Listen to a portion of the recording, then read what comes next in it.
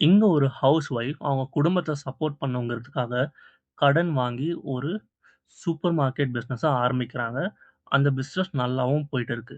ஆனா ஒரு நாள் ஒரு ராபரி அவங்களோட லைஃப தலைகீழா மாத்திருது.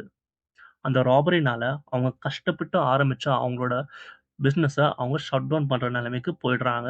அது மட்டும் இல்ல அவங்களோட கடன் கிட்டத்தட்ட 1,50,00,000 லெவலுக்கு போயிடுது. அவங்களோட ஹெல்த் ரொம்பவே ஸ்பாயில் ஆயிடுது. அவங்க கிட்டத்தட்ட 6 மந்த்ஸ்க்கு ஹாஸ்பிட்டல்ல அட்மிட் ஆயி கிடக்குறாங்க. கடன் குடுத்தவங்கலாம் காச கேட்டு பிரஷர் போட்டப்போ, அவங்க அங்கருந்து பயந்து ஓடல. அவங்களோட லைஃப ஃப்ரம் ஸ்க்ராட்ச்லருந்து ரீபில்ட் பண்ணணும் அப்படின்னு டிசைட் பண்ணாங்க. அவங்கக்குள்ள இருந்த அந்த ஸ்ட்ராங் வில் பவர் அவங்கள கிவ் அப் பண்ண விடாம தடுத்துச்சு.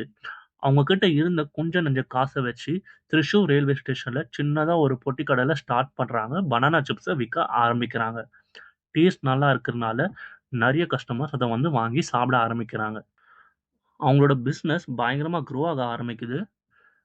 60 பிளஸ் ப்ராடக்ட்ஸ லான்ச் பண்றாங்க. 15 பிளஸ் கண்ட்ரீஸ்க்கு எக்ஸ்போர்ட் பண்றாங்க. இன்னைக்கு அவங்களோட monthly turn over 5 lakhs.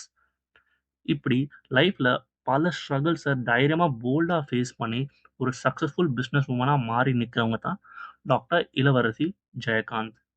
Bharathiyar கண்ட புதுமை பெண்ணுக்கு ஒரு பெஸ்ட் எக்ஸாம்பிள சொல்லணும்னா, இவங்கள சொல்லலாம்.